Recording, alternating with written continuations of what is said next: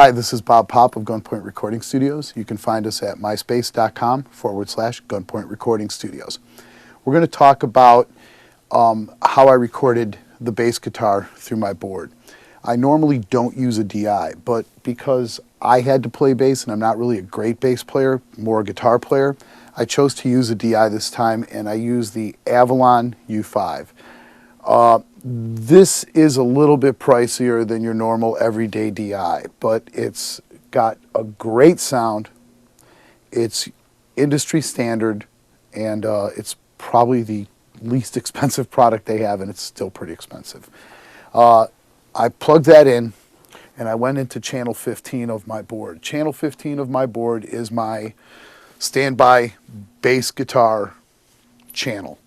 I had it modified by the guys at Creation Audio in Nashville.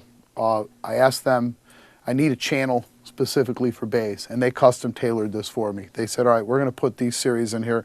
Just make sure that you remember that channel 15 is for bass, because it's going to sound a little different than the other ones. So I usually split my drums, channels 1 through 14. I start bass on 15, 16, sometimes 17 if I so choose to use 3 bass tracks at once. And then I start doing my guitars on the rest of them, if I'm recording a band all at the same time.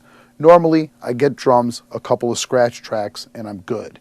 And then I start using other channels to record. But in this instance that you will hear, I used the U5 going through channel 15, and my EQ setting was low roll-off, cut at 1.2 by about 6 dB, and a cut of 300 by 6 dB also.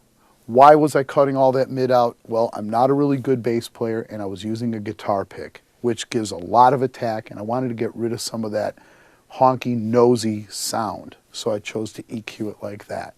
For the reggae song that I'm recording today, I didn't really need a big, clicky, smacky sound. I needed something low and authoritative to match the bass drum.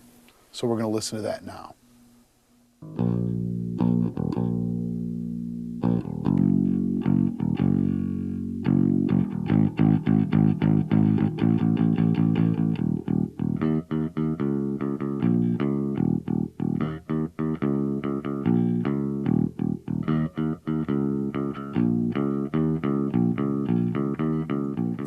We were just talking about the channel that I use for bass guitar. I use this channel also for keyboards, and on this track I just wanted to have like a solo key line going.